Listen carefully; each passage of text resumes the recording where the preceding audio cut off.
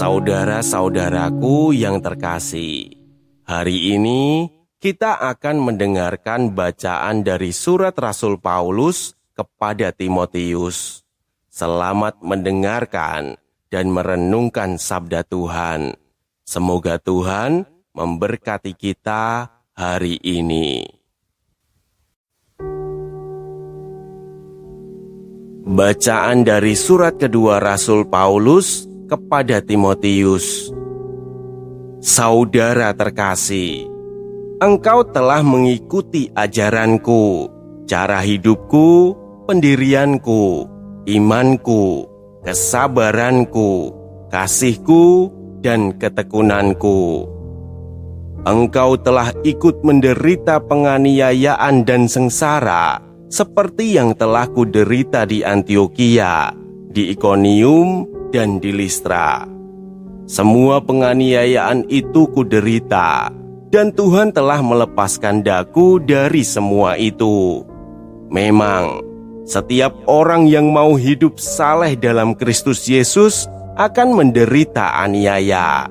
Sebaliknya, orang jahat dan penipu akan bertambah jahat. Mereka menyesatkan dan disesatkan. Tetapi engkau hendaklah tetap berpegang pada kebenaran yang telah engkau terima dan engkau yakini, dengan selalu mengingat orang yang telah mengajarkannya kepadamu. Ingatlah juga bahwa dari kecil engkau sudah mengenal kitab suci yang dapat memberi hikmat kepadamu dan menuntun engkau kepada keselamatan oleh iman kepada Kristus Yesus. Segala tulisan yang diilhamkan Allah memang bermanfaat untuk mengajar, untuk menyatakan kesalahan, untuk memperbaiki kelakuan, dan untuk mendidik orang dalam kebenaran. Dengan demikian, orang-orang kepunyaan Allah diperlengkapi untuk setiap perbuatan baik. Demikianlah sabda Tuhan.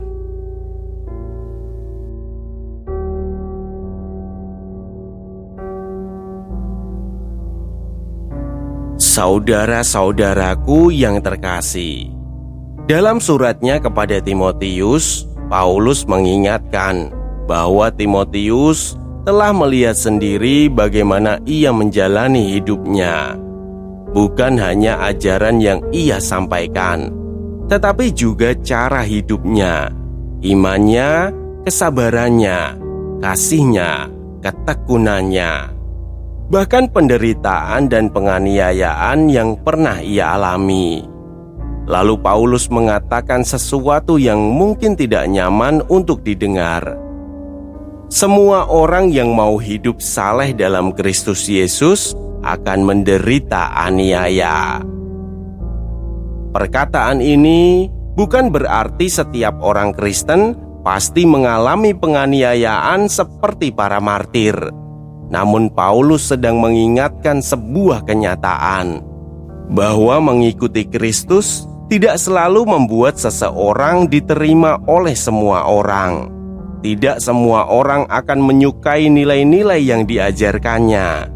Tidak semua orang akan senang ketika kita berusaha hidup menurut kebenaran, dan tidak semua pilihan yang benar akan mendapat dukungan dari lingkungan sekitar.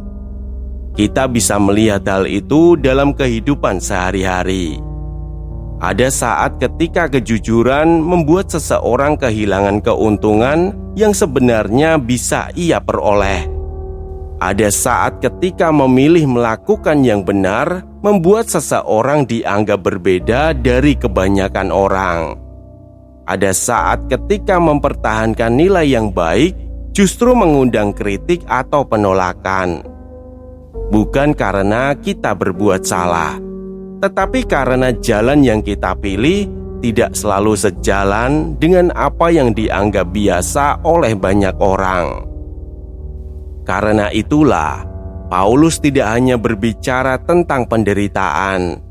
Ia juga mengajak Timotius untuk berpegang pada kebenaran yang telah ia terima dan pelajari. Seolah Paulus ingin mengatakan, jangan meninggalkan apa yang benar hanya karena jalan itu tidak selalu nyaman untuk dijalani. Pesan yang sama bisa kita lihat dalam kehidupan Santo Bonifasius yang diperingati gereja hari ini.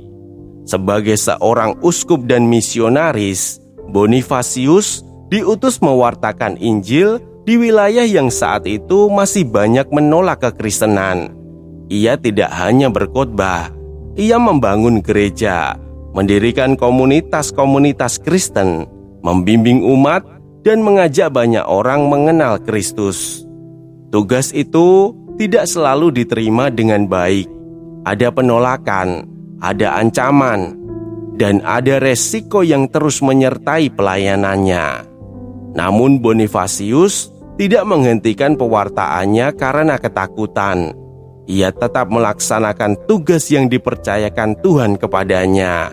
Dan kesetiaan itulah yang akhirnya membawanya kepada kemartiran. Bahwa setiap orang yang mau hidup saleh dalam Kristus akan mengalami aniaya. Bukan karena orang beriman mencari kesulitan, melainkan karena kebenaran yang dihidupi dan diwartakan tidak selalu diterima oleh semua orang. Yang menarik, Santo Bonifasius tidak dikenang karena penderitaan yang ia alami. Ia dikenang karena kesetiaannya, karena ia tetap melakukan apa yang Tuhan percayakan kepadanya, meskipun ada banyak alasan untuk berhenti. Mungkin sebagian besar dari kita tidak akan menghadapi situasi seperti yang dialami Santo Bonifasius. Namun sabda hari ini tetap mengajukan sebuah pertanyaan yang penting. Apakah kita tetap berpegang pada apa yang benar ketika pilihan itu tidak membuat kita nyaman? Apakah kita tetap jujur ketika kejujuran membuat kita kehilangan keuntungan? Apakah kita tetap melakukan yang baik ketika tidak ada pujian atau penghargaan yang menanti? Dan apakah kita tetap akan mengikuti Kristus ketika jalannya berbeda dari arah yang dipilih banyak orang? Karena kesetiaan kepada Tuhan tidak dibuktikan hanya pada saat semuanya berjalan baik. Kesetiaan terlihat ketika kita tetap memilih apa yang benar meskipun ada alasan untuk meninggalkannya. Ketika kita tetap menjaga hati yang lurus meskipun jalan lain tampak lebih menguntungkan. Dan ketika kita tetap membiarkan firman Tuhan membimbing hidup kita meskipun tidak selalu sejalan dengan arus di sekitar kita. Maka hari ini sabda Tuhan mengajak kita untuk tidak hanya mengenal kebenaran, tetapi juga menghidupinya. Tidak hanya mendengarkan firman Tuhan, tetapi membiarkannya membentuk cara kita berpikir, berbicara, dan bertindak. Sebab seperti yang diingatkan Paulus, firman Tuhan diberikan untuk mengajar, menegur, memperbaiki, dan mendidik kita dalam kebenaran. Dan ketika kita membuka hati terhadap firman-Nya, Tuhan perlahan membentuk hidup kita menjadi semakin serupa dengan kehendak-Nya. Marilah kita berdoa. Tuhan, terima kasih atas sabda-Mu yang selalu membimbing kami menuju kebenaran. Berilah kami keberanian untuk tetap berpegang pada apa yang benar, meskipun tidak selalu menjadi pilihan yang mudah. Melalui teladan Santo Bonifasius, ajarilah kami untuk setia kepadamu dalam setiap keadaan. Semoga firman-Mu terus membentuk hati, pikiran, dan hidup kami, agar semakin mencerminkan kasih dan kehendak-Mu. Amin. Jangan biarkan sabda ini berhenti di kamu. Jika hari ini kamu merasa Tuhan berbicara padamu lewat bacaan ini, bagikanlah. Sebab setiap kali kamu meneruskan sabdanya, kamu sudah ikut ambil bagian dalam karya pewartaan. Semoga tersampaikan berkah dalam.